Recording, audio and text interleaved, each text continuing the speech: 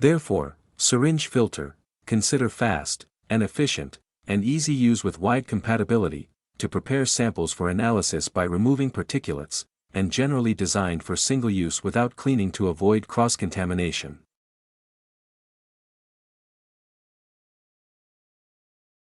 On the other hand, syringe filter require proper material selection, in limited small volume filtration, without reusable.